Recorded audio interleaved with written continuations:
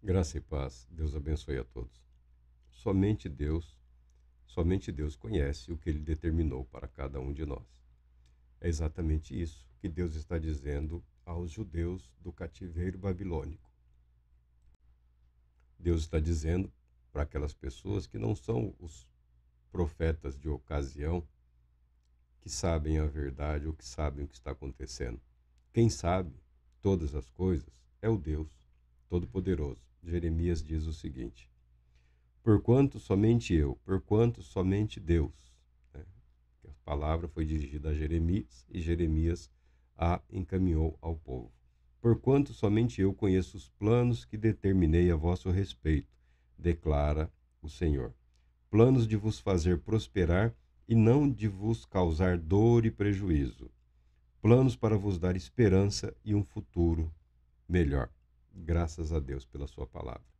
Porquanto somente Deus conhece os planos que ele determinou para a vida de cada um de nós. Só essa palavra aí, só essa palavra, em tempos mais fervorosos, já seria motivos para o povo se levantar e glorificar a Deus por um bom tempo, tá? Somente Deus e mais ninguém. Se está escrito que é somente Deus, fica em paz, descansa, descansa em Deus. Ao invés de fugir dele, ao invés de procurar respostas, ao invés de procurar aí vislumbres, visões ou sonhações, ou seja lá o que for, ao invés de procurar alguma antecipação em relação ao que virá, cola em Deus, fica junto de Deus. Coloque a sua vida em conformidade com a palavra dele, porque ele sabe, unicamente ele sabe o que ele propôs. E ele está disposto a realizar nas nossas vidas, na vida de cada um de nós, absolutamente tudo o que ele propôs, tudo o que foi proposto. Ao invés de um caminho de especulação, ao invés de um caminho de questionamentos sobre eventos, sobre momentos, sobre ocasiões, sobre o futuro próximo ou futuro distante, Deus está convidando o seu povo para a comunhão, para a adoração, para a aproximação. É um convite ao arrependimento. Jeremias está ligado, aliás, todo o texto profético, os comentaristas, os estudiosos, estabelecem, via de regra, uma relação com algum salmo. Tá? Você pode ver aí na metodologia, na arte, na prática, em algumas cerimônias, alguns ritos de algumas igrejas são muito cerimoniais. Via de regra, o conhecimento do plano e do propósito de Deus deve ter como resposta o louvor e a adoração. Por isso, a palavra profética, invariavelmente, ela é seguida de um salmo, de uma expressão de louvor e de uma expressão de adoração. Aclamai a Deus toda a terra, é o salmo de número 66. Ao regente do coro, um salmo para cantar. Mas todo salmo não é para cantar? É, mas alguns salmos são elaborados de tal maneira que eles são um convite a um canto da congregação. Aqui há um solista, há um coro e há um convite a que toda a congregação participe. Toda a congregação também pode participar, ou seja, o solista ele provoca, o coral responde e a congregação participa. Então há todo um envolvimento. As igrejas faziam isso às vezes, né? Hoje a maioria das igrejas tem um grupo específico aí para a parte da louvação, os cantos, os músicos. Mas no templo também havia. No templo também havia. E no templo tudo tem um propósito estabelecido. O louvor, a adoração é parte da instrução. O louvor, a adoração é também uma ferramenta para incutir na consciência das pessoas, no coração das pessoas, a verdade, que é nosso dever, é o dever de toda a terra, de toda a criação, entoar louvores ao Deus Todo-Poderoso. Então, ao sabermos que somente Deus tem conhecimento do que Ele determinou, do que Ele planejou para as nossas vidas automaticamente devem ser lembradas. Nós devemos ser lembrados de que a nossa responsabilidade é responder a essa verdade com o louvor devido a Deus, com a adoração devida a Deus, com uma expressão de confiança, de satisfação, uma alegria intensa. No caso de Jeremias aqui, não só ele estava passando por tribulações, não só a cidade de Jerusalém estava passando por tribulações, mas também os exilados na Babilônia. Toda a terra estava passando por momentos de tribulação. Toda a vida estava passando por momentos de angústia, um desespero, uma inquietação. Tudo isso deve ser motivo para nos lembrarmos de que nada disso, nem as guerras, nem a fome, nem a morte, nem as perdas, podem nos separar do amor de Deus. É o que diz o apóstolo Paulo na sua carta aos Romanos. Não há criatura neste mundo, não há criatura nesta vida ou fora desta vida que pode nos separar do amor de Deus em Cristo Jesus. Nem mesmo a morte. Nem mesmo a morte. Há quem vá se debruçar em especulações filosóficas, teológicas, mas o fiel é convocado automaticamente a louvar a Deus, a adorar a Deus. Porque a nossa compreensão sempre será limitada. E alimentar a aflição com inquietação não é saudável, não é inteligente. A adoração a Deus faz bem à saúde. O louvor a Deus faz bem para a nossa alma. Na adoração, nós encontramos ou nós reencontramos a paz, o Deus de paz. Aquela mesma paz que a Bíblia declara que transcende o entendimento, que está além da circunstância, das razões e dos motivos. Por que eu estou em paz? Eu estou no exílio. Eu estou em paz porque eu estou no exílio. O exílio é exatamente o lugar que Deus queria que eu estivesse nesse momento. É o lugar certo. Estavam a centenas de quilômetros da terra natal. Uma língua diferente, um ambiente completamente diferente, novo, pessoas completamente diferentes, afrontas, ofensas, humilhações e coisas do gênero. Mas era o lugar preparado por Deus para a preservação da vida e a preparação para algo novo, para algo maior. Os judeus que regressaram do cativeiro, ou o judaísmo que regressou do cativeiro babilônico, porque muitos morreram, mas lá viveram, ouviram a palavra de Deus. Tiveram filhos, tiveram netos, criaram as suas famílias, mantiveram vivas as suas tradições, a sua fé. Esses judeus que regressaram do cativeiro estabeleceram, não sem dificuldade, mas estabeleceram na terra de Israel um judaísmo muito mais firmado na palavra de Deus. Vidas firmadas e sustentadas, edificadas na palavra de Deus, sempre foi, é e será o plano do Todo-Poderoso Deus. Povos, bendizei o nosso Deus, fazei ressoar seu louvor. O que o salmista está aqui propondo é algo que somente a alma, o espírito de alguém conduzido pelo Espírito de Deus é capaz de propor. Esse salmo, certamente um dos salmos de Davi, nós sabemos que ele reflete uma vida com todas as inquietações que uma vida humana podia ter sofrido naqueles dias, que não são muito diferentes das inquietações de hoje. O que difere é, no mundo de hoje, sociedades mais organizadas, mais estabilizadas, né? pode-se ter uma confiança maior, muito maior na justiça do que há alguns milhares de anos atrás. Nós estamos, salvo situações de extrema exceção, nós estamos mais livres para a vida religiosa.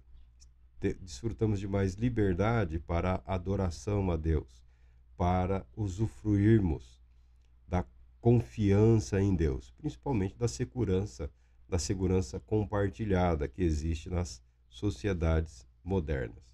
E olha que as facilidades que a humanidade dispõe nos dias de hoje não tem resultado numa adoração mais intensa do que o foi a vida do rei Davi. Mesmo em meio a todas as tribulações, angústias, perseguição mesmo, tá? É a perseguição para matar, para cortar a cabeça dele. Muito embora algumas vezes o que afligia era a maldade, né? A maledicência das pessoas. Mas a perseguição era literal mesmo, não era perseguição para alcançar, era perseguição para tirar a vida. E mesmo sem desfrutar da possibilidade de recorrer a algum tribunal, ao rei ou quem quer que fosse, porque o rei era o principal perseguidor de Davi, ele encontrou momentos para refletir sobre a fidelidade e a bondade de Deus, a ponto de que este salmo, assim composto, ele é um convite à humanidade para que a terra se torne como o céu, um ambiente de permanente adoração a Deus. Olha que a vida do sujeito sempre foi sinônimo de tribulação. Foi uma vida vitoriosa. Só pode ter sido uma vida vitoriosa porque as batalhas sempre estiveram presentes, as lutas eram constantes, a tribulação era a rotina. O pacífico foi o Salomão, e toda a paz da qual ele desfrutou não resultou em coisa boa, né? Não acabou bem, não acabou bem. Às vezes uma vida poupada nem sempre é o melhor para aquela pessoa. O caráter de Davi foi moldado aqui a ferro, a fogo, no calor da batalha. Ele começou jovem e prosseguiu até onde conseguiu, até onde as suas forças o sustentaram. Quando as suas forças falharam, quando a sua mente falhou, quando a sua integridade falhou, ele foi conduzido além, adiante, pela fidelidade de Deus. Davi viveu o suficiente para experimentar que a fidelidade de Deus não está equiparada à nossa. A fidelidade de Deus, o amor de Deus, a justiça de Deus não está prisioneiro à nossa capacidade de amar, à nossa capacidade de resistir, à nossa capacidade de sermos justos ou fiéis. Deus é infinitamente mais justo, santo, amoroso, misericordioso e fiel do que nós. Na sua infidelidade, no seu pecado, ele encontrou misericórdia, graça, compaixão que o conduziram além de si mesmo, além do vencedor. Davi experimentou na sua vida, no seu viver, em parte, o que o povo de Israel experimentou através da sua história. O Deus que os conduz além do que eles são capazes de caminhar. A igreja tem experimentado, e deveria ser a principal ferramenta de louvor e adoração a Deus nos dias de hoje, porque a igreja se fundamenta, a igreja está alicerçada na confiança, na graça de Deus, na misericórdia, na compaixão. Graça em ação, misericórdia em ação, compaixão em ação. Deus agindo muito além da capacidade humana ou do mérito humano. Deus não necessariamente retribuindo a justiça ou a santidade humana. Deus apresentando muito mais, concedendo muito mais do que merecemos. Essa é a mensagem que a igreja deveria estar proclamando aí muito afora. Deus é fiel. Deus é fiel, Deus é justo, Deus é santo e a misericórdia de Deus dura para sempre. Devemos louvá-lo, porque a sua misericórdia é eterna. Por que a misericórdia é eterna? Porque ela conduz ao perdão que faz com que permaneçamos no amor de Deus por toda a eternidade. Vida eterna. Abre as portas para a eternidade. Tudo que diz respeito a Deus é um convite para participarmos da vida com Deus por toda a eternidade. Eu sei que você está preocupado com hoje, eu quero saber hoje ou amanhã. Hoje é domingo, né? Descanso, para quem pode. Não, amanhã. Tem contas que eu não paguei, já amanhã já começam as cobranças. Há necessidades que eu não fui capaz de suprir, há compromissos que eu estou sendo colocado em prova. Eu tenho que honrar os meus compromissos. Eu quero saber hoje, eu quero saber agora. Eu quero saber o porquê. Porque Deus é fiel. A resposta é sempre essa, porque Deus é fiel. Como você saberia que Deus é fiel se você não tivesse enfrentado, não estivesse enfrentando o que está enfrentando? Como você poderia testemunhar sobre a fidelidade de Deus na tribulação ou na angústia, se isso nunca fez parte da sua vida ou do seu viver? Aliás, você nem precisa testemunhar, você nem precisa dar satisfação a ninguém sobre o que você está vivendo ou deixando de viver. A expressão pública disso é o louvor a Deus, é a adoração a Deus. E todo o povo é convidado aqui nos Salmos a refletir sobre essa verdade. Somente Deus sabe o que está acontecendo, o porquê está acontecendo, e somente Deus tem esse poder e esse direito de te conduzir ao caminho ou através do caminho que ele preparou para a sua vida. Não adianta fugir. Não tente fugir de Deus. Não tente fugir de Deus. Permaneça junto dele. Permaneça fiel a ele. E ele vai revelar na sua vida o significado da palavra graça, o significado da palavra amor, o significado da palavra fidelidade. Fidelidade. As relações humanas são um traço mínimo do que essa palavra significa.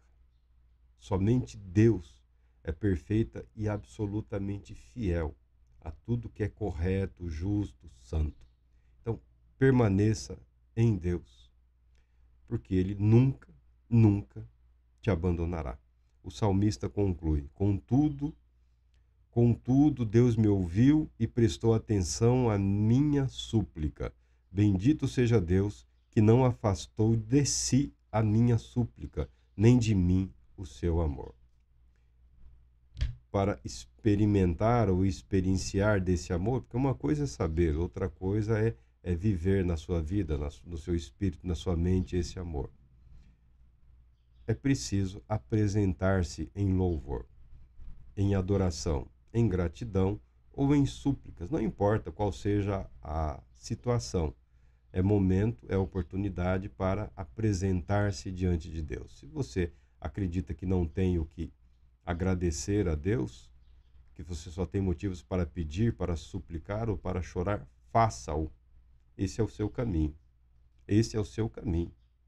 O que está feliz, contente, está louvando. Se você está sofrendo e está triste, apresente a sua súplica, o seu lamento, a sua dor, a sua angústia, àquele que te conhece, aquele que sabe exatamente o seu momento, aquele que sabe exatamente o propósito, que é o que todos buscam hoje, né? O que a sociedade mais, é o que o mundo mais clama hoje, né? De um propósito, de um objetivo, o que fazer com tudo que Deus te deu, o que eu faço da minha vida, o que eu faço com a minha vida.